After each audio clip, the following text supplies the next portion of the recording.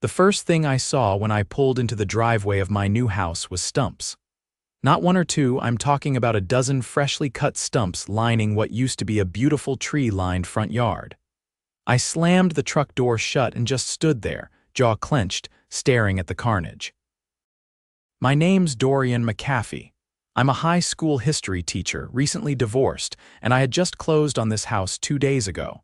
The listing photos had shown towering maples and oaks trees that had probably been standing longer than the HOA had existed. And now, gone. Every last one of them. I wasn't even inside the front door yet when I heard the clack of cheap heels on concrete. "Mr. McCaffey," a voice called out. I turned and saw her mid-50s, platinum blonde bob, a clipboard in hand, and that squinty expression like she just smelled something sour. Classic HOA Karen. Her name, I would soon learn, was Patty Zelburn, president of the Crestmeadow HOA for the last 7 years. Apparently, she thought that made her queen of the cul-de-sac. "Can I help you?" I asked, already on edge. "I just wanted to welcome you to the community," she said, smiling like she practiced it in the mirror. "And to let you know we had to take the liberty of removing those trees. They violated Article 7, Section D of the Landscaping Code. You cut down all my trees without asking. Before I even moved in." "Well," she said, flipping through her clipboard like it was a holy text. "Technically, the property was under HOA jurisdiction the moment escrow closed. And since the previous owner failed to maintain those trees' pests, possible root damage, and the general aesthetic, we made an executive decision. It's all in the bylaws." I stepped toward her. "So you're telling me you took it upon yourselves to chop down over a dozen healthy trees, mature trees, and didn't even notify me?" She blinked. "We did leave a courtesy notice taped to the mailbox." "That's not notification. That's vandalism," her smile faltered.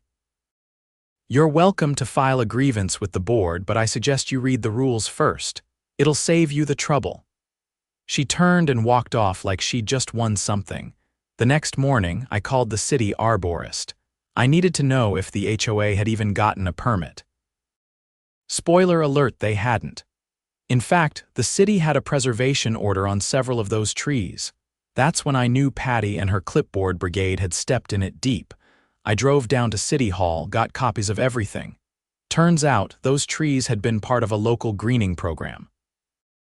Some of them were tagged heritage oaks. Cutting them without written authorization, that came with fines.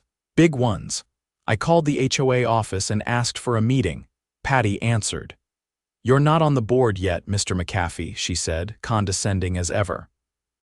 "You'll need to attend the next open forum." "I'll be there," I said, "but you might want to bring a lawyer." She actually laughed. "We've dealt with people like you before."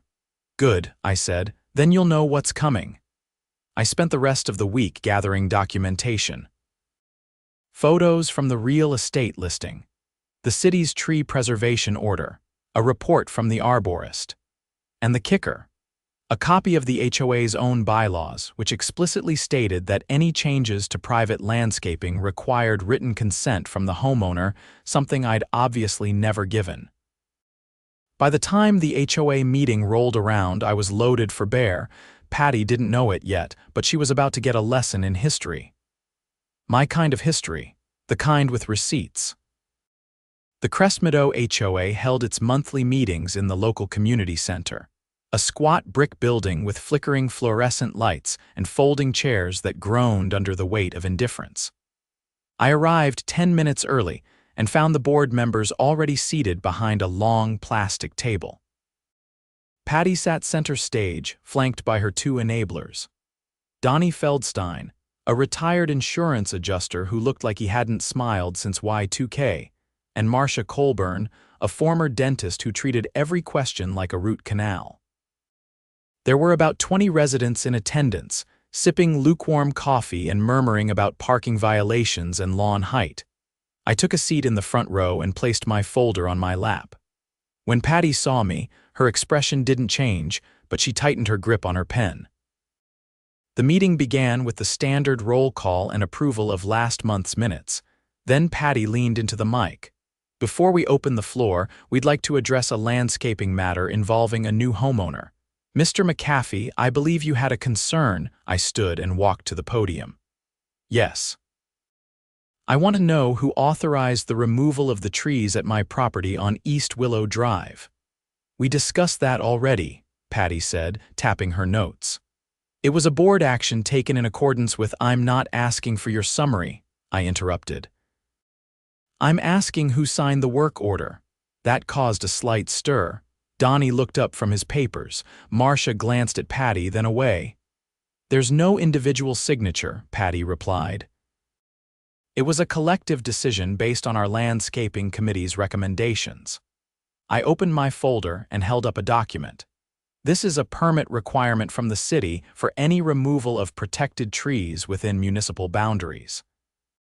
It requires the homeowner's consent, a certified arborist's report, and an environmental impact assessment. You submitted none of those. That's not under HOA jurisdiction, Patty snapped. We have our own codes, no, I said, raising my voice just enough to cut her off. You're not above city law. These weren't just any trees. 5 of them were part of a county-funded urban canopy program. 2 were registered heritage oaks. You destroyed public assets and violated environmental statutes. Patty opened her mouth, but I kept going. I spoke with the city's urban forestry department. They're pursuing civil penalties. I'm also filing a formal complaint with the district attorney's office for unlawful property damage and environmental violation. You cut down over $50,000 worth of trees. That's felony-level damage. The room went quiet, someone coughed, a man in the back slowly crossed his arms. This is ridiculous, Patty said, leaning on the table. You're blowing this out of proportion. Our landscaping vendor has full discretion. No, they don't, I said. And they weren't even licensed for municipal tree removal. I checked. The contractor you used, they're only cleared for basic residential trimming, cutting down heritage oaks without a permit. That's a second-degree offense under city code. Donnie cleared his throat. If I may, maybe we could, revisit the process. Don't bother, I said. The damage is done. What comes next is remediation. I've already submitted a claim to your HOA's insurer. They're reviewing your liability coverage, and if they decline to pay for the replanting. That cost's coming out of Crest Meadows' general fund. Marcia leaned in. What kind of replanting are we talking about? You'll replace every tree, I said. Mature specimens, equal or greater in ecological value, which won't be cheap. I've got an estimate from the city's preferred contractor.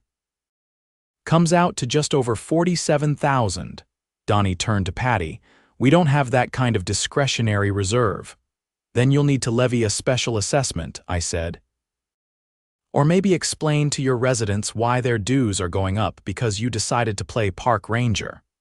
A woman in the second row raised her hand. Wait, you mean our fees are going up because they chopped down his trees? Correct, I said.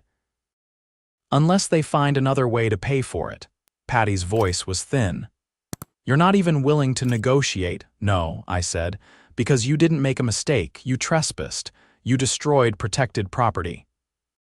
And you tried to bury it under a fake interpretation of your own rules. Another resident stood up. He had a veteran's ball cap and a voice like gravel. I want to motion a vote of no confidence in the board, effective immediately. Patty's face went pale. You can't do that without a petition. The man turned to the crowd. Then let's start one. Half the room stood. People pulled out their phones. Others began whispering to neighbors. Someone handed me a notepad so I could write down the arborist's contact info. Momentum shifted like a tidal wave. Patty tried to regain control. This meeting is out of order. No, said the man with the cap. This board is out of order. He pointed at me. That man just moved in and he's already done more due diligence than you people have in years. The meeting dissolved into a storm of voices. I stepped away from the podium and packed up my folder. As I walked toward the door, I overheard someone whispering about a recall election. Another said they were going to check their own property lines for violations. Outside, the air was crisp and smelled faintly of pine from a neighbor's yard. I got into my truck, but I didn't drive off right away. I sat there, watching as more residents trickled out. some of them deep in conversation, others shaking their heads. The next morning, a city official showed up at my property with a clipboard and a camera.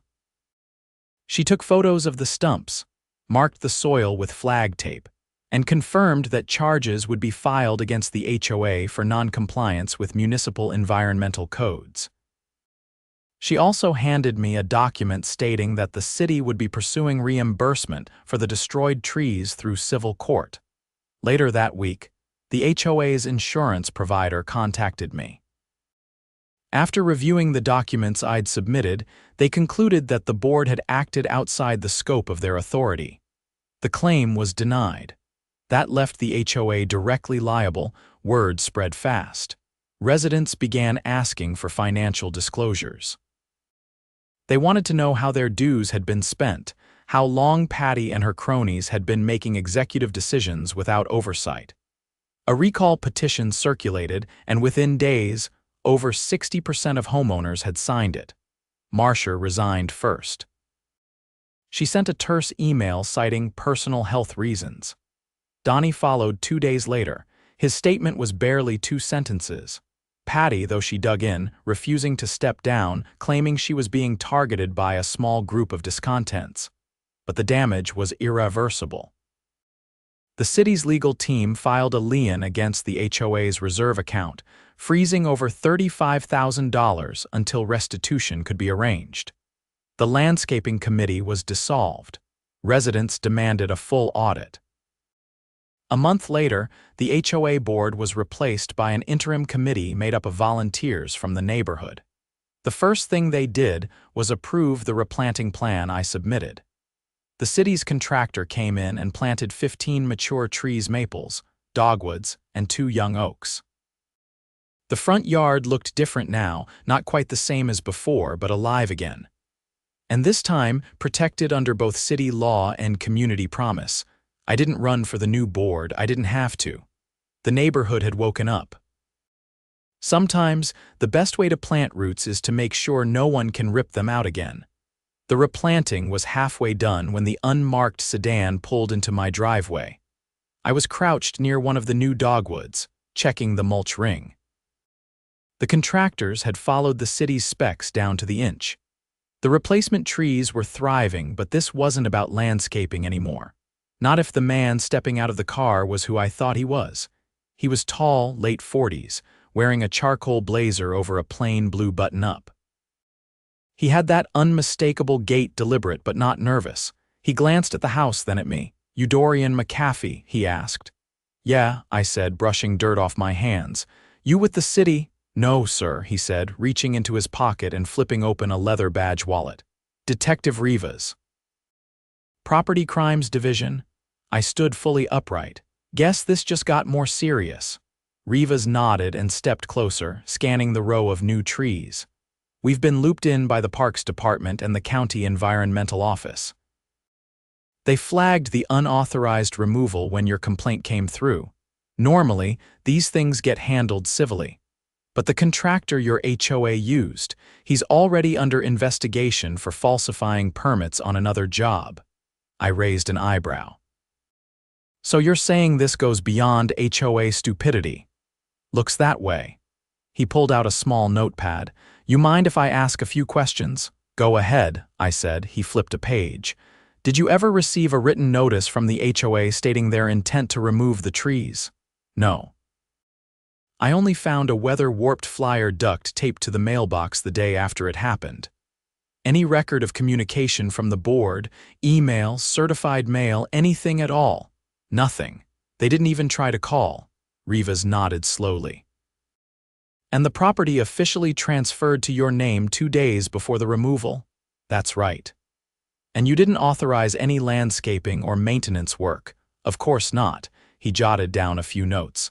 "The contractor's name is Bryce Denner." "Ring a bell?" "No, but I can check my security footage. I had a camera up in the window, caught the trucks coming in." His brow lifted slightly. "You've got footage, clear as day, license plates, company name, timestamps." "I'll need a copy," he said. That could be the nail in the coffin. I led him inside and pulled the footage off my hard drive. While it transferred to his flash drive, Rivas scanned the HOA's Declaration of Covenants from the folder I had sitting on the dining table. "These bylaws are vague," he muttered. "Typical. Gives them enough wiggle room to bully people who won't push back. But this," he pointed to the time-stamped footage now loading on his laptop, "this is trespassing. And if they knew they didn't have a valid permit, that's criminal mischief." Combined with the contractor's history, it's starting to look like conspiracy to commit property damage.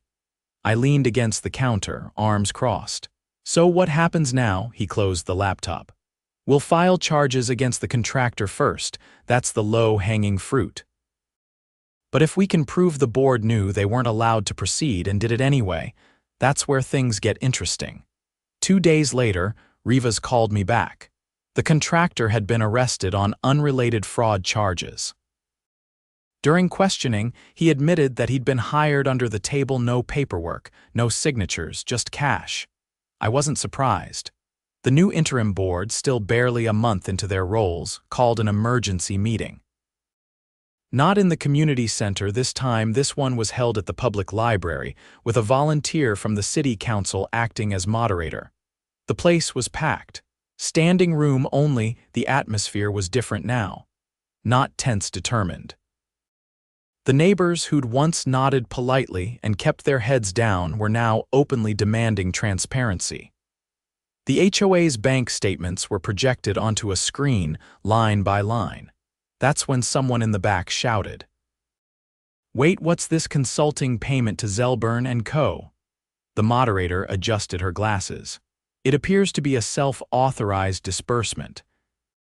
$22,000 paid over the course of 4 months to a shell entity registered under Patricia Zelburn's maiden name."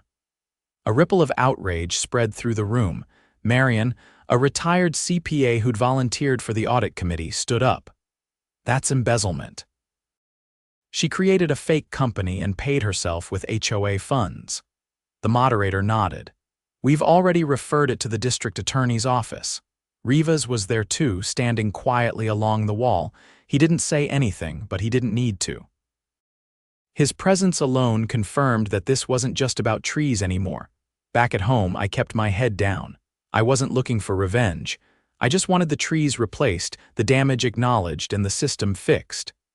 But sometimes pulling one thread unravels the whole sweater. A week later, I was called to testify before a grand jury. It was held in the county courthouse downtown. The walls were high, the air cold, and the process slow. I answered every question: how I discovered the damage, how the HOA responded, what I'd learned about the contractor, and the evidence I'd turned over. The prosecutor, a wiry woman with sharp eyes and no patience for nonsense, asked the last question. "In your opinion, Mr. McCaffey, did the HOA board act recklessly?" "No," I said. "They acted deliberately. They thought no one would stop them." The grand jury returned a true bill of indictment against Patty Zelburn for misappropriation of funds, criminal trespass, and conspiracy to defraud. She was arrested at her home 2 days later. Local news picked up the story. The headline ran, "HOA president indicted in tree removal scandal." Crestmeadow changed after that. The new board passed a motion limiting discretionary authority. All financial decisions now required triple signature authorization. Landscaping vendors had to be licensed, bonded, and approved by a community vote. A tree preservation committee was formed, chaired by the woman who'd once only shown up for the free coffee. The best part: the city awarded Crestmeadow a grant to help restore its green space, partly due to the publicity. The funds went toward planting wildflower gardens in the common areas and installing rain barrels to support the new trees. A local elementary school even partnered with the neighborhood to use the green belt as an outdoor classroom. One afternoon, as I was raking leaves near the sidewalk, a neighbor I hadn't met before stopped at the edge of my lawn. "You're the guy who took down the HOA, right?" I laughed. "Not exactly, I just asked the right questions." He looked around at the saplings and the new butterfly garden down the street. "Well, thanks for asking them. I nodded and went back to raking. Things weren't perfect. They never are, but they were honest now, transparent, accountable. And the trees, they were growing, slowly, steadily, just like the community. The last tree went in on a Thursday morning. A red oak, 6 years old, brought in on a flatbed and lowered into the front yard by a small crane. The city crew handled it like surgeons, every movement precise, every root bundle tucked in like it was gold. I stood on the porch, arms crossed, watching them pat the soil over the base and staple down the protective mesh. It was the final piece, the one that made it whole again. But things weren't exactly quiet. The case against Patty Zelburn had picked up speed. After her indictment, the prosecutor's office had begun combing through her financial records. What they uncovered wasn't just embezzlement, it was tax fraud. Apparently, the fake consulting company she used to siphon funds from the HOA had also been used to write off thousands in fabricated expenses on her personal tax returns. The IRS got involved, and when they did, they found something worse. There had been a second account tied to a dormant HOA committee that supposedly managed community events. It hadn't hosted anything in over 3 years, but tens of thousands in HOA dues had been funneled into it. The account had been quietly drained month by month, using debit cards issued to board members. One of them was still in Patty's name. The other was traced to her nephew, who didn't even live in the neighborhood. Detective Rivas returned to my house the day after the IRS filed charges. He looked tired, like he hadn't slept in a while. "We got a warrant for her home computer," he said, sitting in the living room and rubbing his hands together. "It's bad." "How bad?" I asked. She was laundering HOA funds through her nephew's side business. Fake invoices, forged receipts. Then he'd send cash back to her through a separate account under a different name. We traced at least 3 identities she's been using since before she moved here. I leaned against the wall, trying to process that. "She's been running this scam for a while," he continued. "And not just here. We're working with 2 other counties where she served on HOA boards. Same playbook. Reclassify funds, fake compliance vendors, drain the reserves, disappear before anyone catches on. And she just stayed here longer than she meant to." "Looks that way," Rivas said. "She didn't count on someone documenting everything. You were the wrench in the machine." The trial was scheduled for early fall. It didn't take long to make headlines. A neighborhood HOA president indicted on multiple counts of wire fraud, tax evasion, and identity theft. It was too juicy for the local papers to ignore. Reporters showed up during the pre-trial hearings, snapping photos of her in sunglasses and a beige windbreaker like it was some kind of celebrity scandal. But the courtroom was all business. I was called in to testify a second time, this time in front of a judge and jury. It wasn't like the grand jury hearing. This time, Patty was present. She sat at the defense table, her hair darker now, her posture rigid. Her lawyer, a sharp-suited man who looked offended by the air in the room, objected constantly, but the evidence was overwhelming. City permits, security footage, financial records, bank statements, and emails. Dozens of them. Some written in her own words, detailing how she planned to clean up the neighborhood and redirect funds for future beautification. The jury didn't need convincing. The verdict came down in under 2 hours. Guilty on all counts.